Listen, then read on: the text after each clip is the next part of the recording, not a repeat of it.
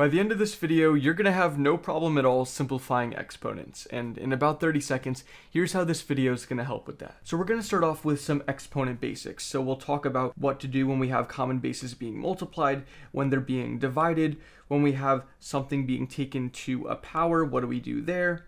And we'll go through other things like what happens when we have a 0 in the power, what happens when we have a negative power, and what happens when a negative power is in the denominator. We'll go through all of that, and then we're actually going to start getting into some problems that you'll see on like a homework quiz or test. And these problems are just going to get harder and harder as we go. So of course, make sure you're watching until the end of the video. And if you're looking for the notes for this video that are not only printable, but that also have a QR code attached that will take you back to the video, and they have timestamps for every single problem that we do, so you can easily jump around as you see fit. If you're looking for notes like that, I have the link to those in the description down below. Also in the description, I have an extra video linked where we go through 10 more problems simplifying exponents, but I'll talk more about that at the end of the video. So to start things off, what do we do when we have two things with exponents being multiplied? Well, if they have common bases, meaning if this number is the same thing as this number, which they are, they're both x, then we can just add the exponents. So we can add the 2 to the 3, getting 5. And that means that we're going to get x to the 5th power. But why is this? Why can we actually just add the exponents like that? Well, think about what x squared and x cubed actually are. X squared is x times x, and x cubed is x times x times x. So if you see here, we have 5 x's, and that's why what we get is an x to the 5th. So that's why we're able to add exponents in that case. And it's the same kind of idea for when we have common bases being divided. So here, this is going to be us subtracting exponents, and you'll see why that is in a second. This you can rewrite as x times x times x. That's the x cubed, and this is all over x squared, which is x times x. So as you can see here, we have x's that cancel, and we're left with one x in the numerator, and so our answer is just x, or you can write that as x to the 1st power. And to get this, you don't have to go through and write this out every time, especially if the exponents are really large. All you have to do is subtract the exponents. So if we would have done that, 3 minus 2 is 1.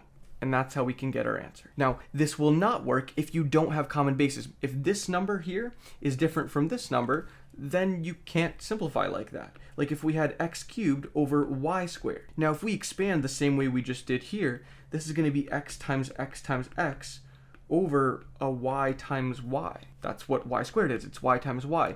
And you can't simplify like that. You can't cancel an x and a y because they may not be the same number. So you're not going to be able to simplify, and x cubed over y squared is actually the simplest form there. The only time you can simplify is if this number matches this number, if you have common bases.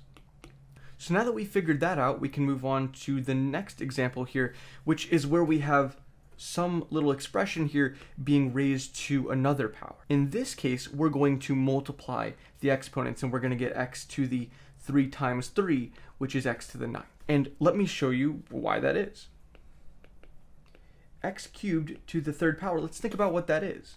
If we have something like 2 to the 3rd power, that's going to be 2 times 2 times 2. So x cubed to the 3rd power, that's going to be x cubed times x cubed times x cubed. And using what we already know about when we have common bases being multiplied like this, all we have to do is add the exponents. And so we're going to get x to the 3 plus 3 plus 3, which is 9. And we can get there a lot quicker by just multiplying the exponents in the first place. So you can rewrite, we did 3 plus 3 plus 3 here, but another way to write 3 plus 3 plus 3 is as 3 times 3. That's what 3 times 3 actually means after all. So now that we've got that cleared up, let's move on to this example. And I've brought this up for a very specific reason. So if we have negative 2 to the 4th power, we know that's going to be negative 2 multiplied out 4 times. So negative 2 times negative 2 times negative 2 times negative 2. Now, first off, just dealing with the number portion, the 2's, multiply 2 times 2 to get 4, by 2 again to get 8, and by 2 again to get 16. So we know we're going to get a 16 here. But is this number going to be positive or negative? Well, since we're multiplying an even number of negatives here, right, we have 4 negatives to deal with, we're going to get a positive number. Right? A negative times a negative here gives us a positive number, and these two negatives multiplied together will give us a positive number, and a positive number multiplied by a positive number is a positive number. If we had like an odd number of negatives, so if we didn't have this two, if it was just these guys, then we'd get a negative number because this would be a positive, this is a negative, positive times a negative is a negative. So that's something to look out for there. And so that's fine and dandy. You get 16, and that's probably something you could have gotten on your own.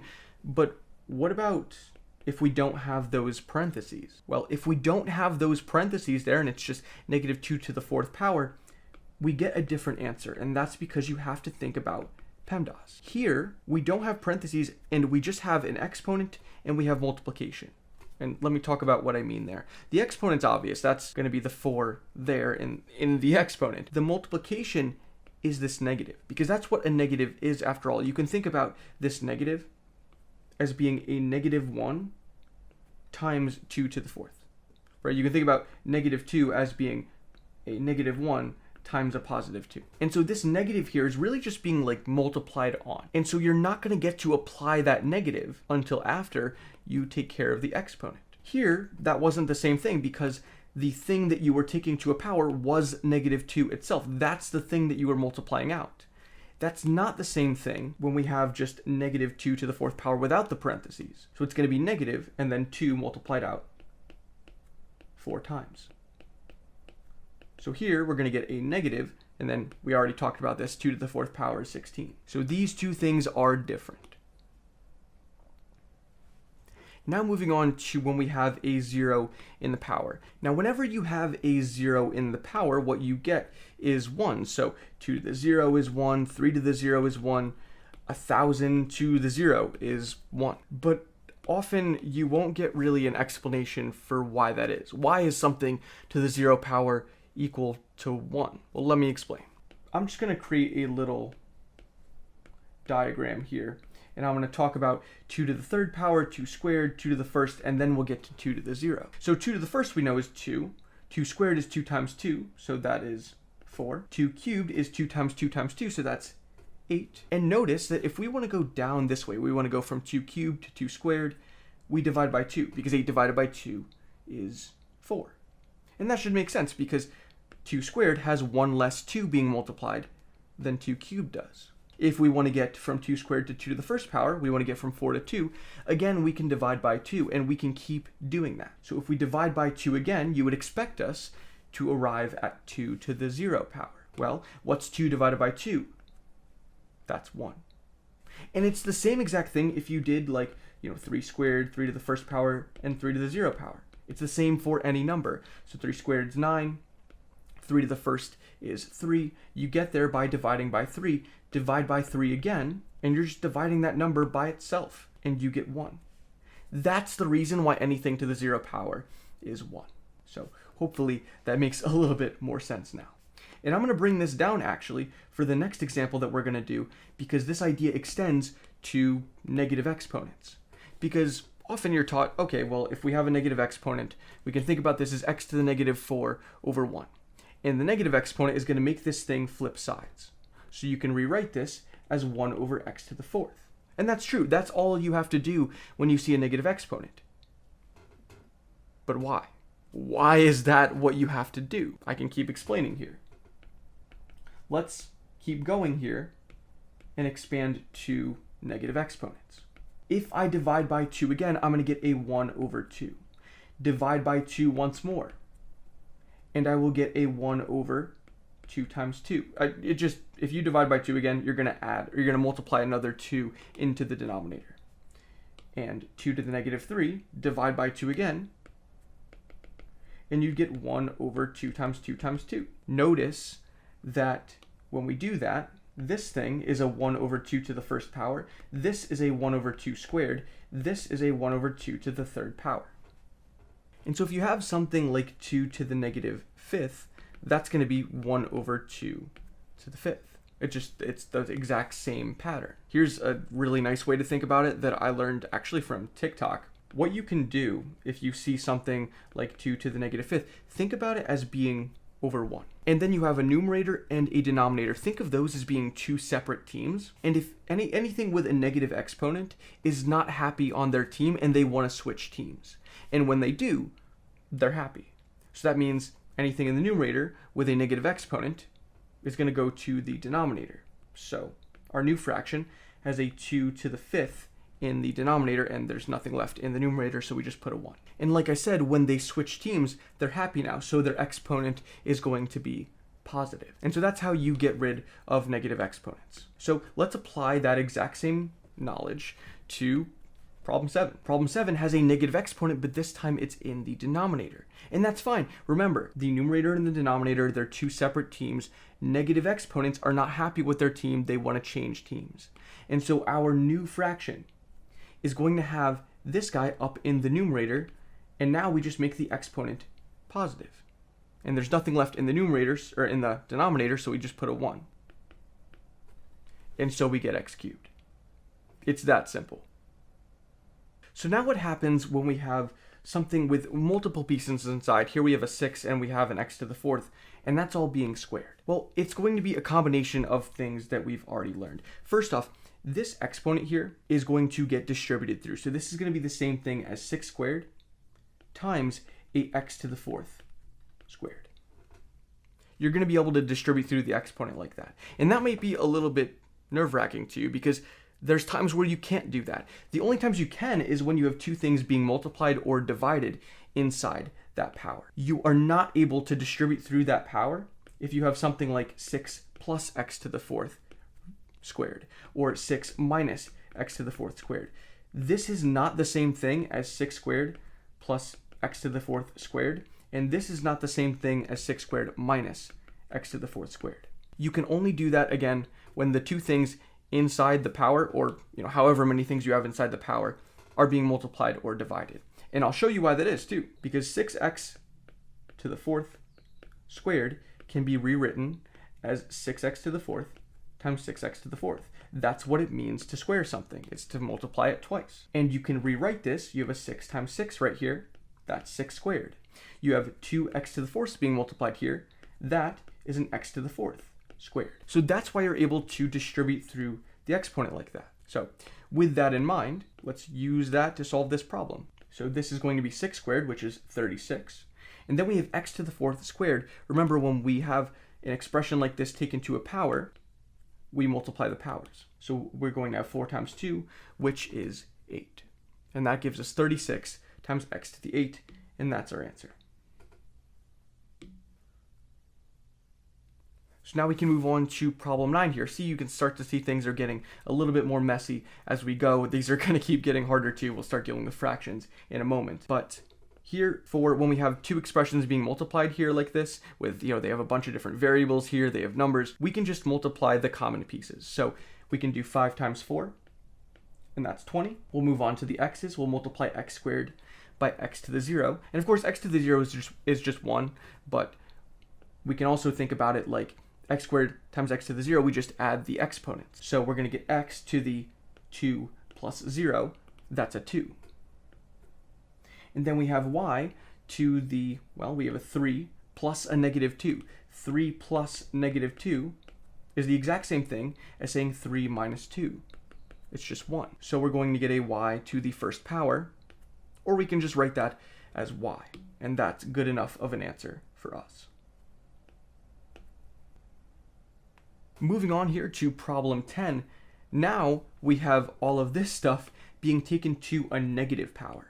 So things are going to start to get a little bit interesting here. The first thing I would do is get rid of this negative power. That's easily the first thing that I would do. We can get rid of that negative power by picturing this entire thing as being over 1. And this entire thing is being taken to that negative power. That means everything there is unhappy. So our new fraction is going to have this entire thing put down in the denominator. So the denominator is now going to be negative 3 times x to the 4th, y to the negative 2, all to the third power. We take away that negative now that it's happy in the denominator, and there's nothing left in the numerator, so we put a 1 there.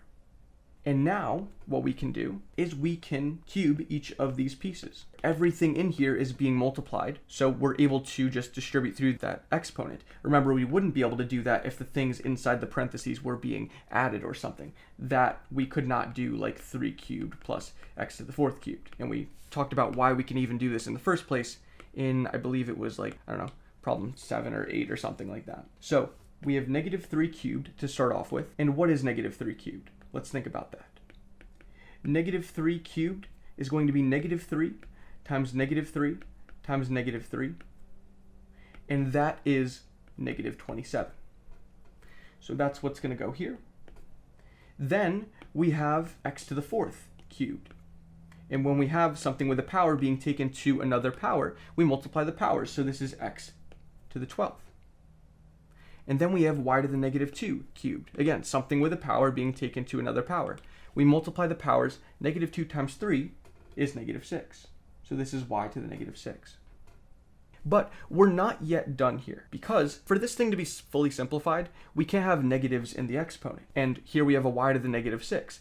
That means that this y piece right here is unhappy being in the denominator. It's unhappy being on that team. It wants to change teams. So we're going to move it up to the numerator. And that means that our new answer, the entire thing, is going to have a y to the 6 up in the numerator.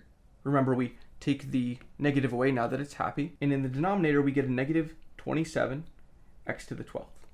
However, I do want to make one little adjustment before I circle this. You can put the negative, if you have one negative, you can put it in the numerator or you can put it in the denominator. It doesn't matter. But generally how you'll see this written is with the negative up in the numerator. So that's how I'm going to write this. Again, it's the same thing either way.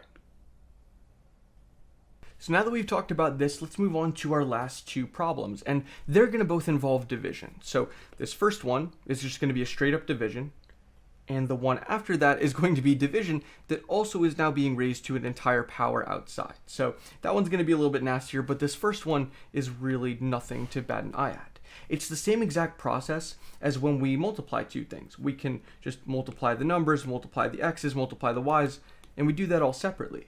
In problem 11, it's the same thing. When we have two things being divided, we divide each of the pieces separately. So we have 42 divided by 6.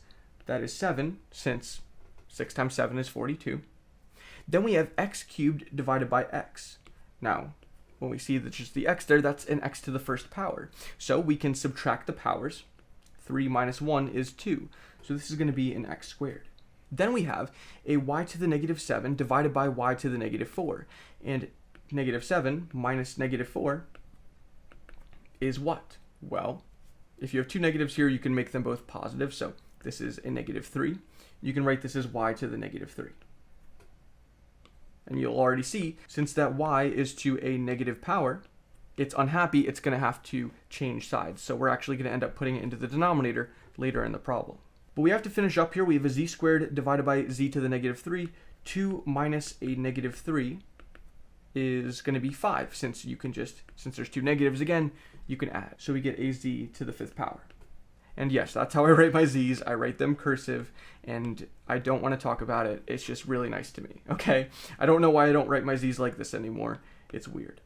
So we can picture this entire thing as being over 1, and then we see that the y to the negative 3, well, that's a negative power. It's unhappy being in the numerator, so we push that to the denominator. Right? We don't take the entire thing. We don't take the 7x squared and the z to the 5th with us. It's only the thing with the negative exponent. So our final answer here is going to be 7 times x squared times z to the 5th all over. We move that y to the negative 3 down, and we take away the negative exponent. And so we get this guy right here.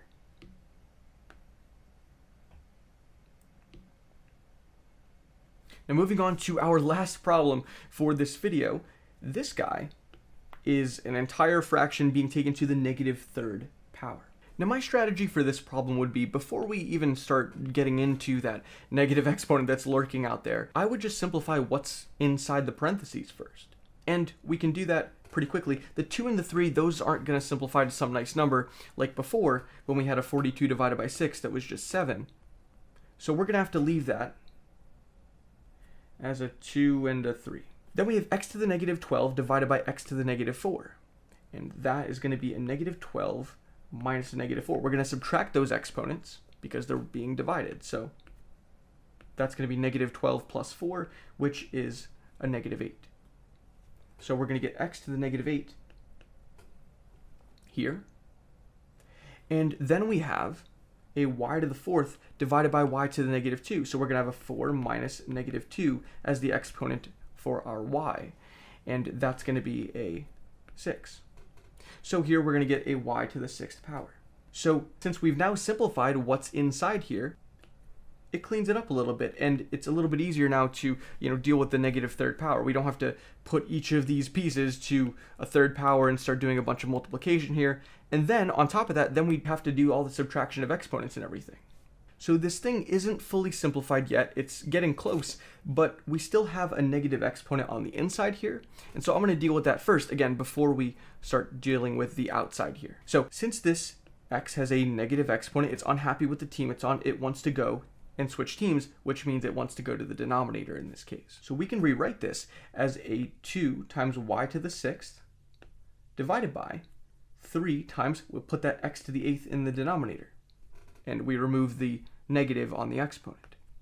And this is all being taken to the negative third power. So now that this thing is fully simplified inside, we can deal with this negative third power on the outside. And first, we'll deal with the negative. Since this entire thing is to a negative exponent, the entire thing is unhappy. So the entire thing wants to flip. The numerator wants to go to the denominator wants to go to the numerator. And so we're going to flip the entire thing. The 3x to the 8 is now the numerator. The 2 times y to the 6th is now the denominator. And now we take away the negative exponent here. So now we just have that cube left, and we can distribute that through to each individual piece here because everything inside the parentheses here is being multiplied or divided. Now remember, when did I say that you can't do that? Remember, when can we not distribute through that exponent? When we have things being added or subtracted inside the parentheses. So that's something to keep in mind. So many people end up making that mistake. I want to make sure you're not one of them. So 3 cubed is what? Well, that's 3 times 3 times 3, which is 27. X to the 8 to the third power, we multiply the exponents, that gives us x to the 24. And in the denominator, we have 2 cubed, 2 times 2 times 2 is 8. And y to the 6th to the third power, we multiply the exponents, 6 times 3 is 18. And that right there gives us our final answer. And that is the final problem that we're going to go over in this video. So hopefully now you're feeling a lot more comfortable with simplifying exponents, and assuming that's how you feel, here's a problem for you to try and answer in the comments to really make sure you've got this. This problem is this fraction on the inside here, all being taken to the 4th power, so it's very similar to the problem we just did. So give this one a shot, let me know what your answer is in the comments, and if you have any questions on anything we talked about in this video, again, let me know in the comments, and I'll try to get back to you when I can. Now again, if you're looking to do more practice with simplifying exponents, especially on these last couple problems that we did, then I do have that extra video in the description where we go through 10 more of these simplifying exponents problems. And these problems are going to be more geared towards the harder stuff that we did in this video, so everything that we did more towards the end of the video, that's what these 10 problems are going to be on. So especially if you want to do more practice because you have a quiz or a test coming up on this kind of stuff, I recommend you check out that link in the description. Lastly, make sure that you're subscribed to the YouTube channel because I think we want similar things here. You want help with math and I want to not starve. So I think it's in the best interest for both of us if you subscribe to the YouTube channel. All right. So that's going to do it for this video and I will see you soon.